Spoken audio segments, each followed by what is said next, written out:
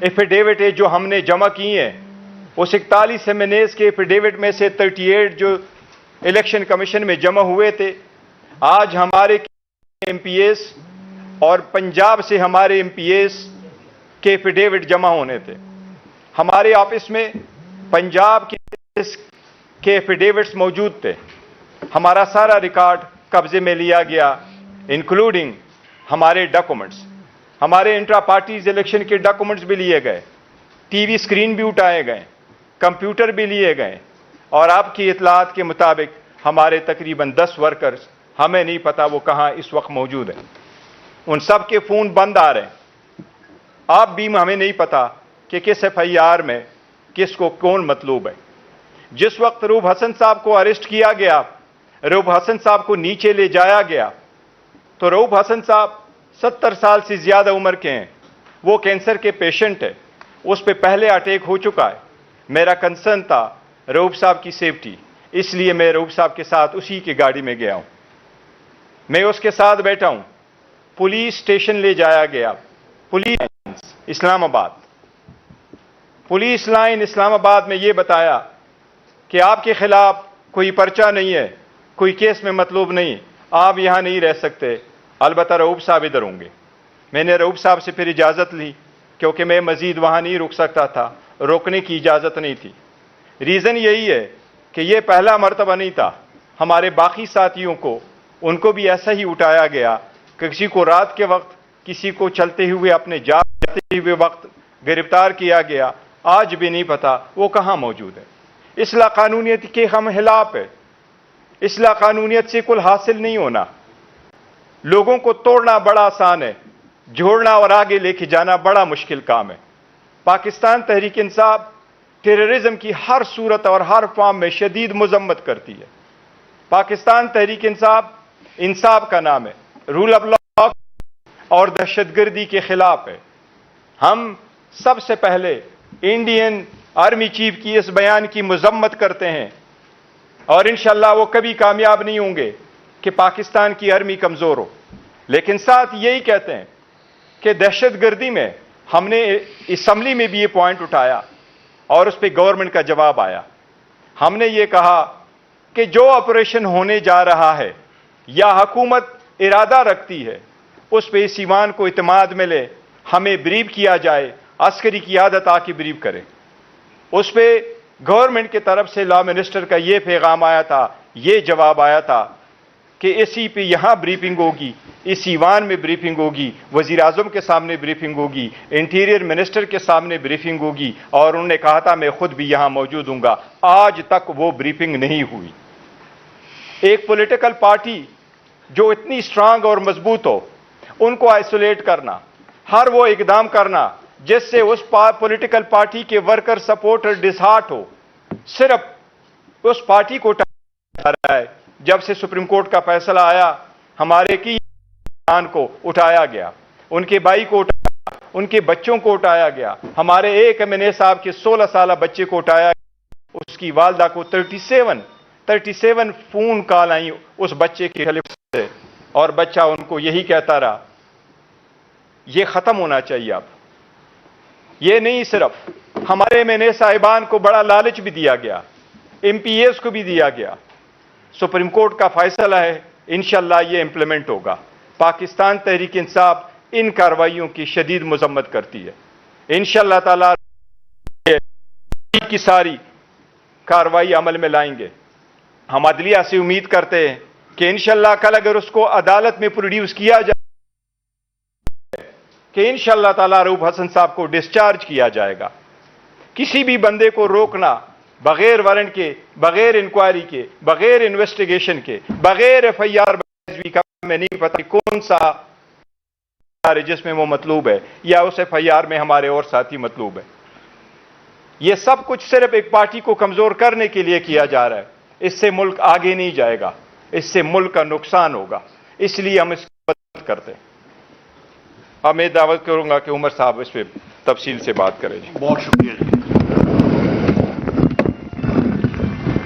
جناب چیئرمین، بسم اللہ الرحمن الرحیم۔ سارے خواتین و حضرات، پاکستان میں سننے والوں کو ساروں کو خیبر پختونخوا ہاؤس اسلام آباد سے السلام علیکم. خواتین و حضرات، چیئرمین اور میرے کولیگ جناب بیرسٹر گور صاحب نے وہ سارے پاکستان تحریک انصاف کے سینٹرل آفس میں ریڈ ہوا، انہوں نے بات کر دی. میں اپنی یہاں سے بات کا آغاز شروع کروں گا اور پھر D G I S P R صاحب کا جو پریس کانفرنس تھی اس کے بارے میں بات کروں گا. جو ریڈ تھا اس کے حوالے سے میں بات کروں گا. ڈیوڈ نشانہ تھا، ریڈ بہانہ تھا.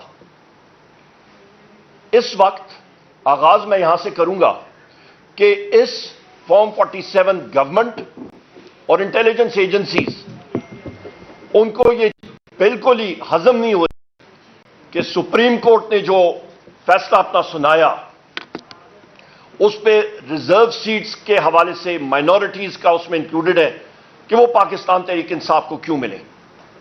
آئے دن آپ کبھی نواز شریف کی کانفرنس سنتے ہیں، کبھی مریم نواز کی، کبھی شہباز شریف کی، کبھی تارڑ کی سنتے ہیں، اور یہ بات ہوتی ہے کہ پاکستان تحریک انصاف کو کیوں یہ سیٹیں دی جا رہی ہیں. یہاں پہ بات ہم لوگ شروع کریں گے کہ میں اپنے عظیم قائد وزیر اعظم عمران خان صاحب کو کوٹ کروں گا. وہ ہمیشہ کیا بات کرتے ہیں؟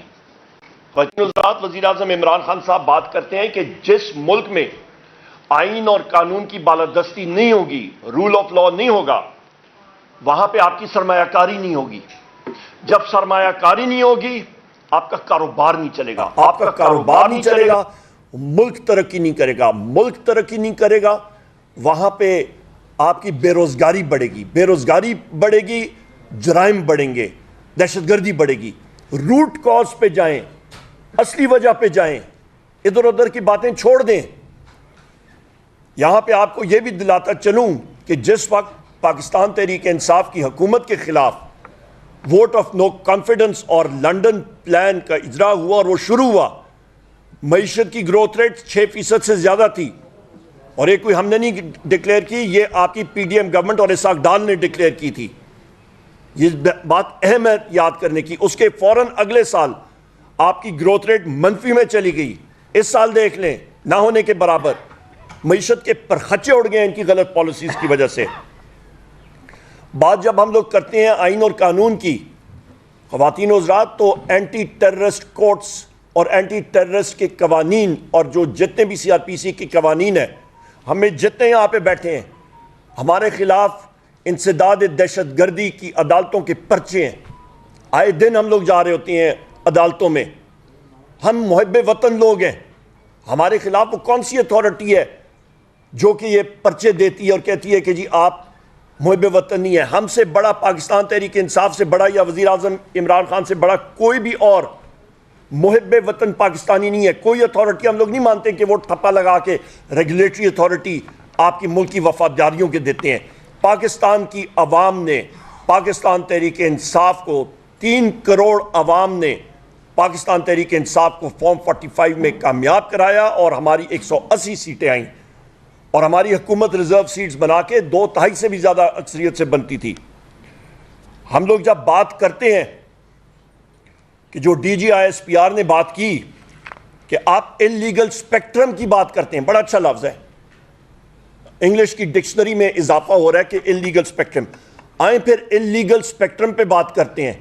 تو سب سے پہلے تو اپنے محسن نقوی جو آپ کا نگران وزیر اعلیٰ تھا، اس کے دور میں 450 ارب روپے کی جو گندم یہاں پہ خریدی گئی اور پھر پنجاب کے کاشتکاروں کی ریڑھ کی ہڈی توڑی گئی، ان سے ان کا خون پسینے کی کمائی جو ہے ان کا نوالا چھینا گیا ان کے منہ سے.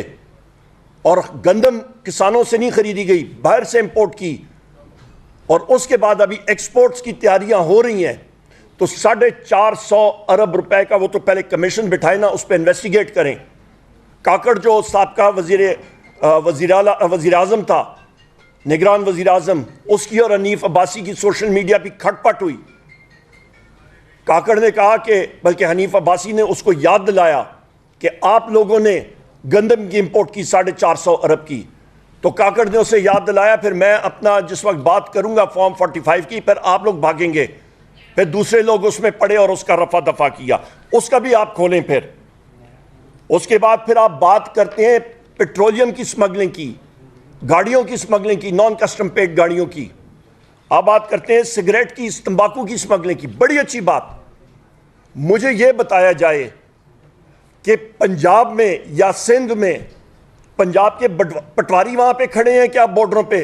بلوچستان کے پی میں اور سندھ میں کیا پٹواری وہاں پہ کھڑے ہیں اپنی قلم دعاد لے کے اور اپنے رجسٹر لے کے بارڈروں کی حفاظت کے لیے؟ آپ اس چیز پہ آئیں، ہمیں بتائیں کہ یہ پیٹرولیم پروڈکٹس خواتین و حضرات سمگل کیسے ہو رہے ہیں، کیوں ہو رہے ہیں؟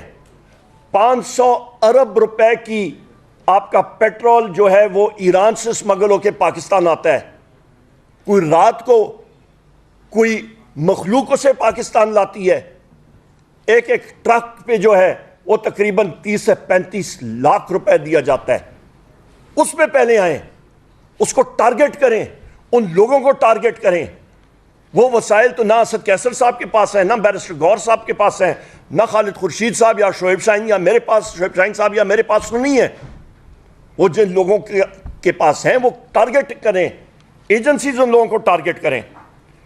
اس کے بعد میں یہاں پہ یہ بھی بات کرتا چلوں کہ D G I S P R کو آرٹیکل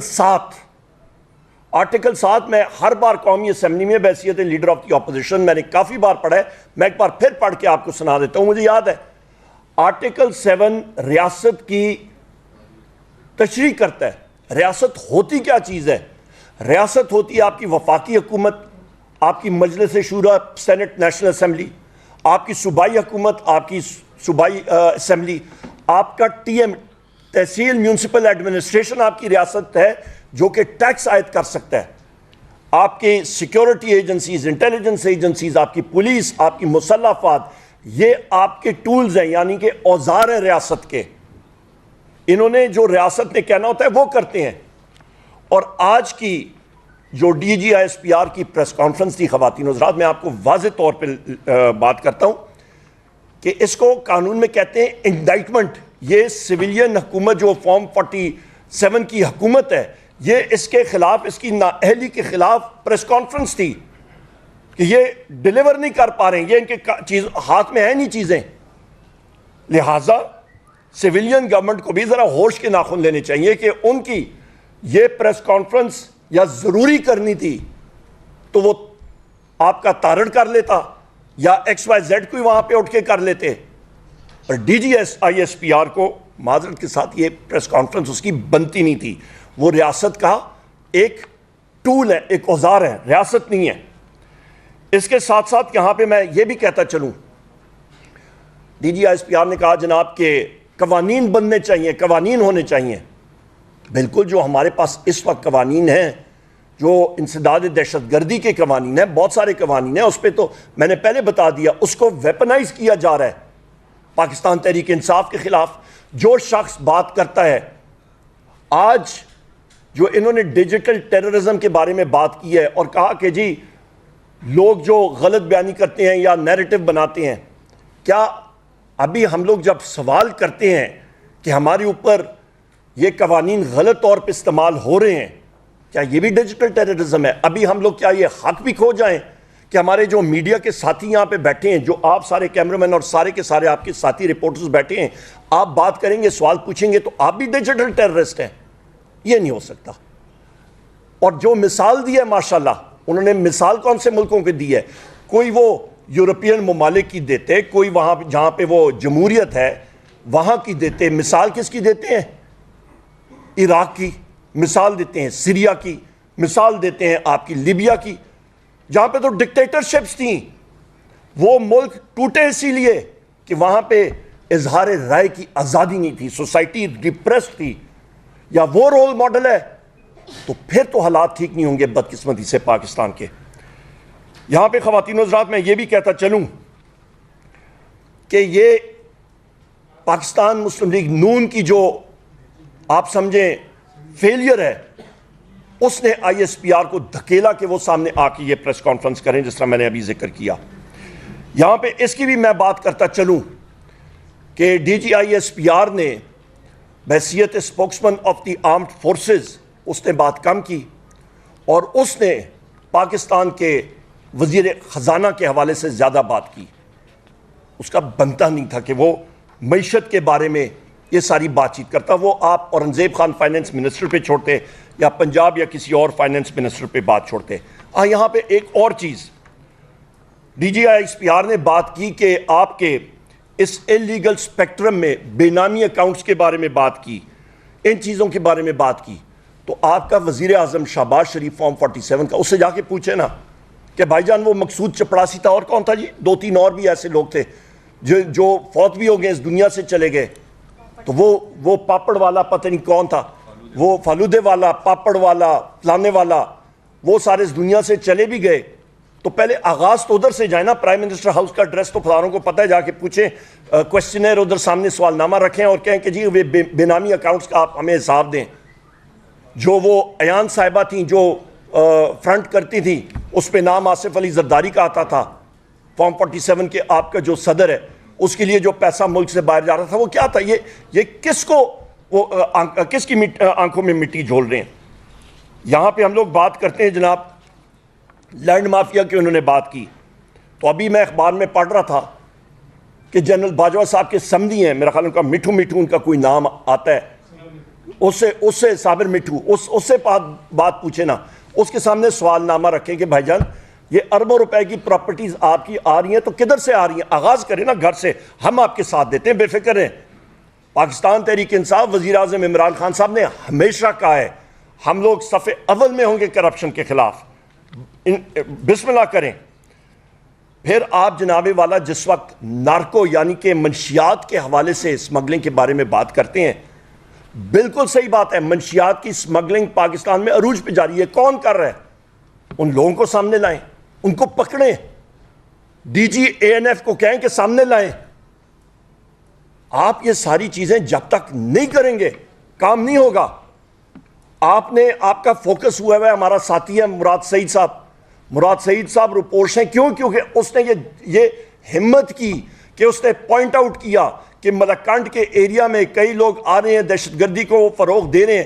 اس شخص نے، اس نوجوان نے جسارت کی، اس نے کہا جی جنوبی اضلاع سے یہ نیکسٹ ٹارگٹ ہوگا. اس کے خلاف کیا ہوا؟ ریاست کو تو سب سے پہلے ان سے معافی مانگنی چاہیے. اور ریاست سے مراد میرا ریاست کے اوزار نہیں، جو آپ کی حکومت ہے وہ بھی، اور ساری کی ساری ریاست پھر اس سے معافی مانگے کہ جی آپ صحیح کہتے تھے، اور اس کے خلاف جو کیسز جھوٹے بنے ہوئے وہ ختم ہونے چاہیے.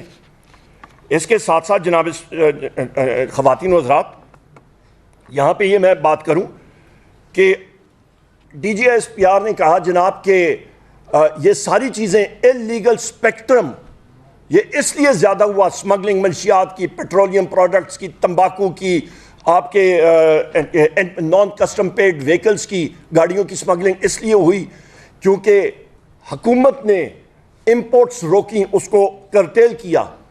آپ کی یادداشت کے لیے ذرا انٹرنیٹ کھول کے دیکھ لیں کہ یہ ریسٹرکشنز یا رکاوٹیں کس نے لگائی تھیں؟ یہ اسحاق ڈار نے لگائی تھی جب پی ڈی ایم 1 کی حکومت آئی تھی. اور اس کے بعد آپ کا جو یہ کیئر ٹیکر گورنمنٹ آئی تھی اس نے لگائی تھی، اس نے کنٹینیو کی ہیں، آج تک وہ جاری ہیں. اور میں نے اپنے بجٹ سپیچ میں بھی اس کے بارے میں ذکر کیا. تو پھر ذمہ دار کون ہوا؟ اس کو جا کے پکڑیں. وہ تو آپ کے اپنے حکمران ادھر بیٹھے ہوئے ہیں تو ان سے جا کے پوچھ گچھ کریں. اہم بات یہ ہے، آخری 2-4 پوائنٹس لے کے پھر ہم لوگ سوال جواب پہ آتے ہیں. نیکٹا کے بارے میں بات چیت کی، بڑی اچھی بات ہے. نیکٹا بنا تھا 2008 میں، 8 کے بعد شروع ہوا اس کے اوپر، پھر انیکٹ ہوا، پھر قانون سازی ہوئی وغیرہ وغیرہ، رپورٹس آئیں. تقریباً آپ کے 13 اور تقریباً یہ 15-16 سال سے زیادہ ہے. تو 2.5-3 سال تو پی ٹی آئی کی حکومت تھی مرکز میں اور 2 صوبوں میں. ہم لوگ یہ پوچھنا چاہتے ہیں کہ 3 سال کو علیحدہ کر کے آپ یہ، اور ان 3 سالوں میں دیکھیں کہ دہشت گردی کم ہوئی یا زیادہ ہوئی، اور اس کو ہم لوگ ڈنکے کی چوٹ پہ بات کریں گے کہ دہشت گردی اس دور میں وزیر اعظم عمران خان صاحب کے ٹائم پہ کم ہوئی، زیادہ ہوئی تو کس کے دور میں ہوئی، اس کو پھر سامنے لائیں. یہ ہائبرڈ نظام اور یہ چیزیں نہیں چل سکتی. اس کے ساتھ ساتھ آپ بات کرتے ہیں کہ یہ نیکٹا اور ایف اے ٹی ایف جو بنا تھا، یہ نیکٹا بنا کس طرح تھا، اور اس کو عملی جامہ ایف اے ٹی ایف کی وجہ سے پہنایا گیا تھا۔ یہاں پہ خواتین و حضرات میں آپ سے یہ بھی کہتا چلوں کہ جو ہمارے وزیر اعلیٰ علی امین خان گنڈاپور صاحب نے بڑی اچھی سٹیٹمنٹ دی ہے کل، اور انہوں نے کہا ہے کہ جو لوگ ریاست کا نام لے کے کور لیتے ہیں ان کو ایکسپوز کریں، ان کو سامنے آنا چاہیے۔ جو بنو کا حادثہ ہوا، ہمارے لوگ بھی گئے، ہماری ساتھی بھی وہاں پہ گئے مرہم رکھنے کے لیے، ہم نے کیا بات کی؟ ہم نے یہی بات کی کہ اس انسیڈنٹ کا ایک انڈیپینڈنٹ جوڈیشل کمیشن ہونا چاہیے، جو ابھی بن رہا ہے انشاءاللہ، انکوائری کریں، صحیح طریقے سے کریں۔